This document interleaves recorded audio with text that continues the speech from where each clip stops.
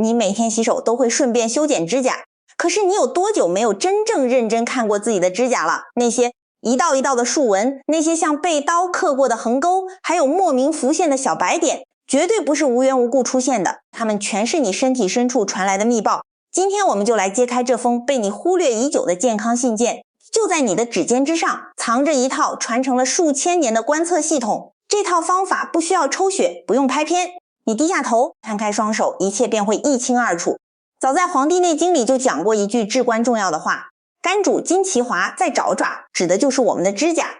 这短短几个字的意思是，你的肝脏是全身筋膜系统的主宰，而它外在的光滑与盛衰会直接占落在指甲之上。指甲就是你肝脏的一面镜子，是你身体深处那片土壤的显示屏。你可能会问，这有什么依据呢？我们先不谈高深的西医理论，西医讲末梢循环，讲蛋白代谢，讲微量元素，这些归根结底讲的都是局部的营养供应，而中医看的是一个活的整体。肝藏血，它就像一个国家的战略粮仓，你吃下去的水谷精华经过脾胃运化生成血液，这些血液平时就储藏在肝脏里，当你活动的时候，肝就会把血泵出去，供应你的眼睛让你看得清，供应你的筋膜让你动作灵活，供应你的子宫给孕育准备土壤。而指甲恰好在这条供应链的最末端，它是一个偏远但极其重要的哨所。如果国家的粮仓本身都不富裕，或者运输的道路被堵住了，最先被克扣粮饷的一定是那个最远的哨所。一旦气血无法濡养指甲，各种奇怪的纹路就会立刻显现。我们先说最常见的纵向纹路，许多人从20几岁开始，指甲上就布满了一条条黑灰色或者半透明的直条竖纹，摸上去甚至能感觉到轻微的凹凸不平。有些人管这叫岁月的痕迹，说人老了自然会有，这话只说对了一半。你去看街上那些70、80岁的老人家，有的人双手指甲依然光滑透亮，像一块温润的玉石，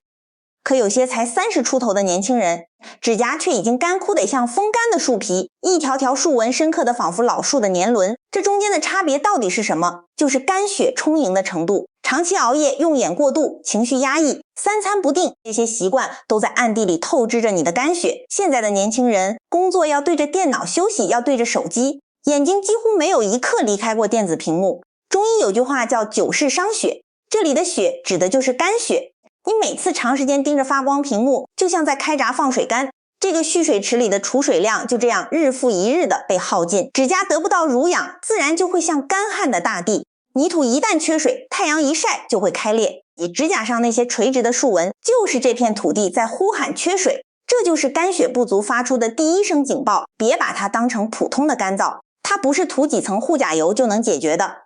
根源深藏在你的作息和血液质量里。接下来说一种更需要警惕的纹路，那是一种横向的凹陷，它不像竖纹那样细密，而是像被利器狠狠划过一刀，留下一条清晰明显的深沟。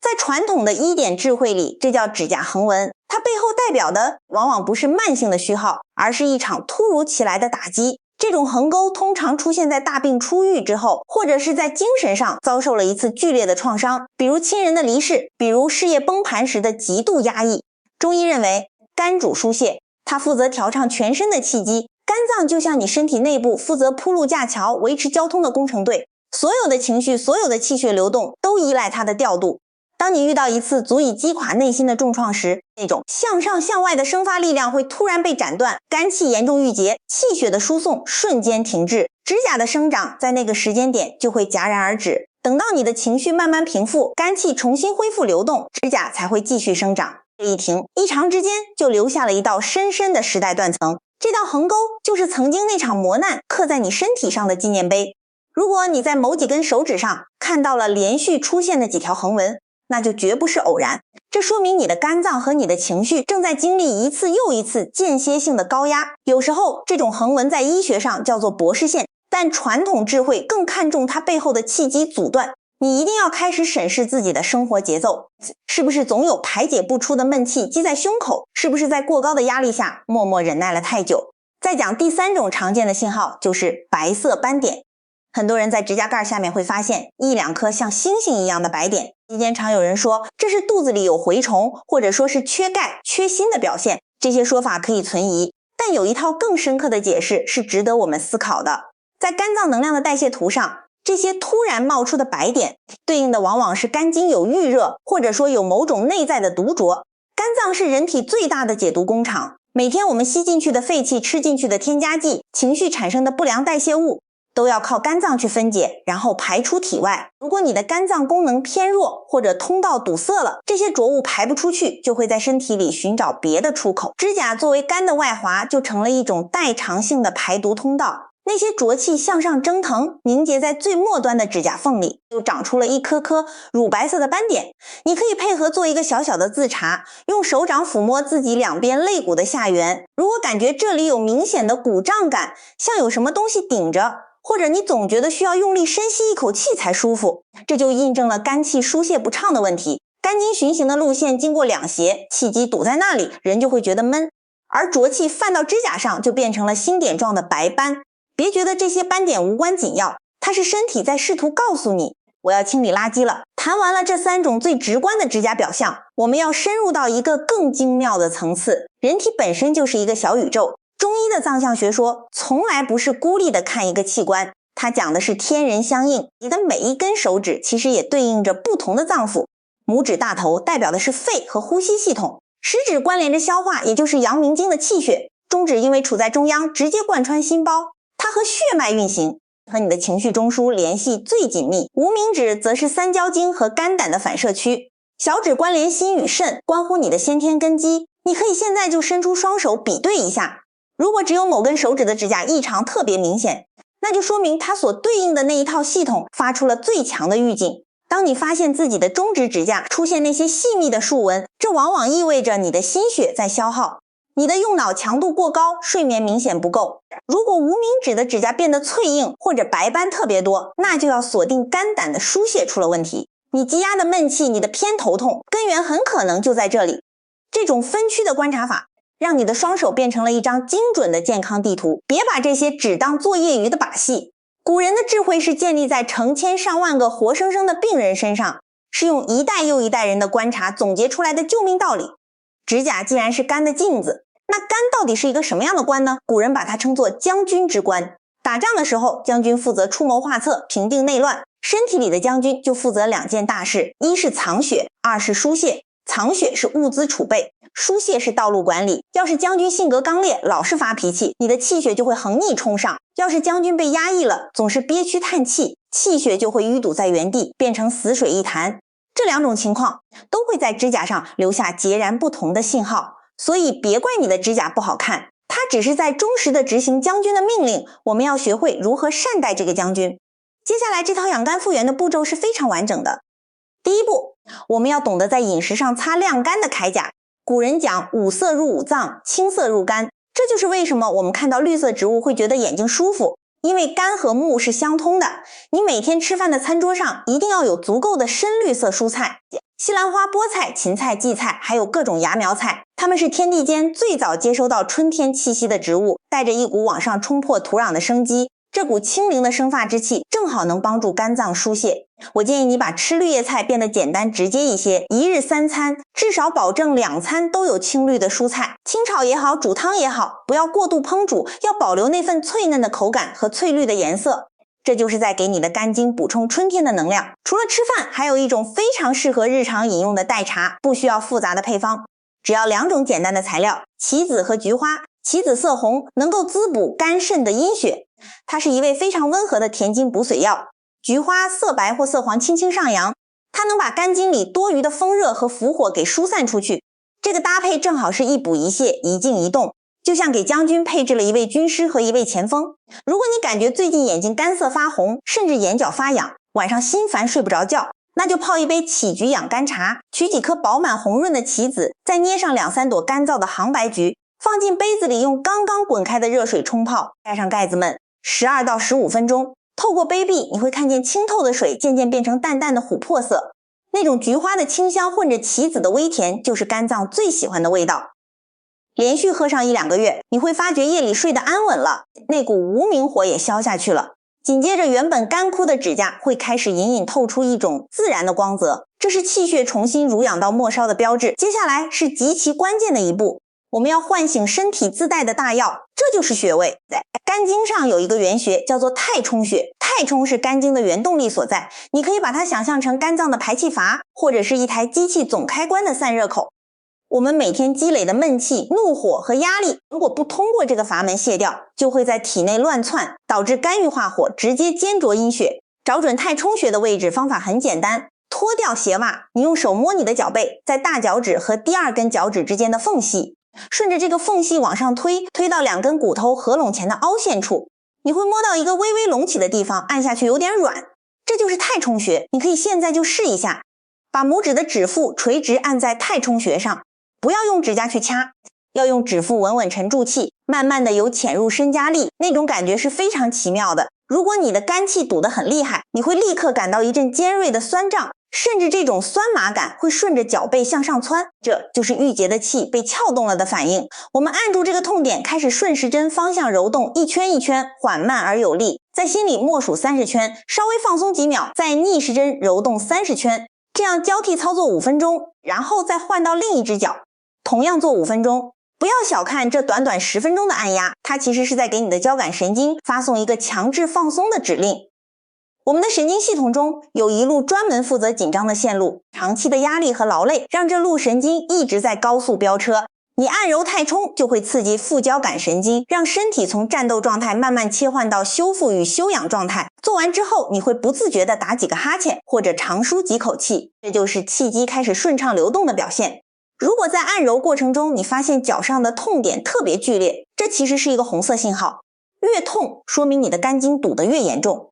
说明你身上背负的压力已经大到难以承受。你需要把这个情况当做一个警钟，每天雷打不动的按揉，直到那块僵紧的肌肉变得柔软，直到那种刺痛变成了一种微微的酸爽。那时候你再低头看你的指甲，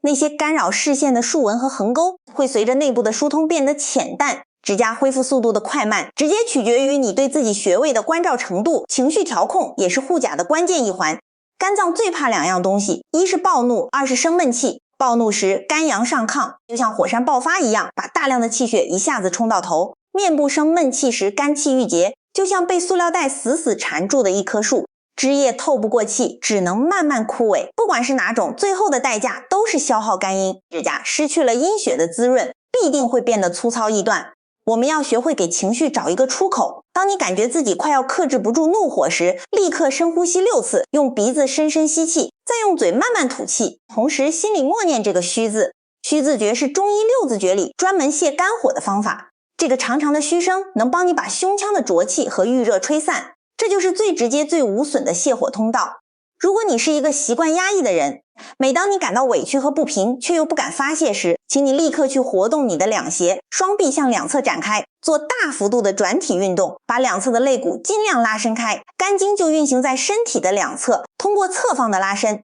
把那些想哭却哭不出来的闷气从肌肉的缝隙里推出去。管理好情绪，不用花1分钱，却是在根源上保护了你的肝脏，保护了你这片供给指甲荣华的土壤。最后我们要说的是顺应天时，这也是最难做到却最有效的一环。古代的养生家把一天分成12个时辰，每个时辰都有一条经络当令值班。晚上11点到凌晨1点是胆经的时间，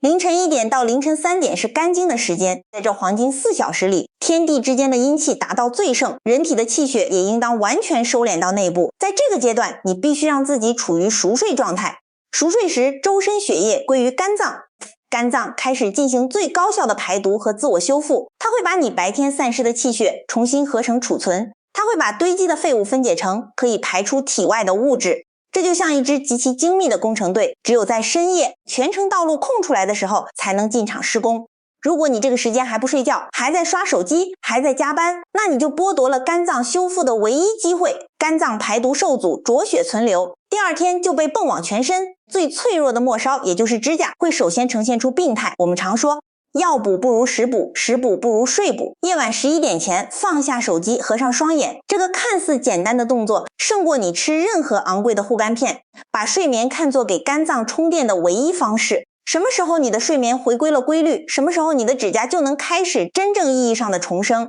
从观察到自己满手的纹路，到决心改变这个过程，其实就是你重新掌握身体主权的开始。指甲从来都不会撒谎。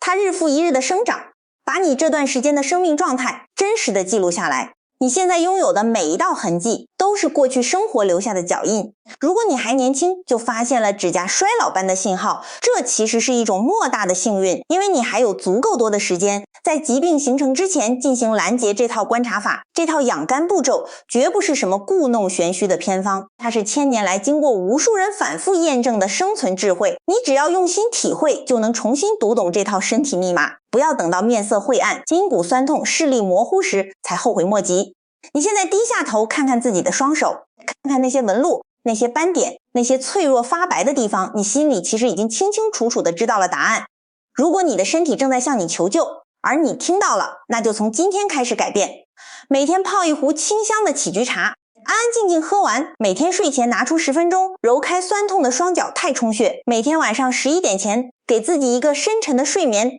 把对工作的焦虑、对人际关系的抱怨都暂时放下你的肝。会在这种温柔的调理中慢慢的缓过劲来。你会首先发现自己的睡眠变沉了，半夜不会无缘无故惊醒。接着你会发现自己的脾气变好了，以前一点就炸的小事，现在也能一笑而过。再过一段时间，当你偶然举起手，在阳光下细看时，你会惊喜地发现，原本深刻的竖纹正在悄悄变淡，那些白色的斑点不知何时已经消退无踪。新长出来的甲面饱满，带着自然健康的淡粉色，这份由内而外透出的生命力是任何美甲都无法带来的。这就是你遵从传统生命哲学，对自己进行彻底保养后拿到的第一张完美成绩单。如果你不想错过这些真正能帮到自己的健康智慧，如果你愿意继续学习和探寻那些隐藏在日常里的自救信号，一定要记得订阅这个频道，把今天的内容收藏起来，并且分享给你身边那些日夜颠倒、经常疲惫的朋友。你的一个随手的转发，可能正好拉回了一颗正在透支的心脏。在这里，我们不讨论任何虚假的宣传，只讲那些经过时间考验，老祖宗留给我们的保命道理。希望在未来更多的健康路上，我们能继续携手同行。今晚关掉手机，揉揉太冲，喝杯暖茶，开始给你那个疲劳的将军放一个真正的长假吧。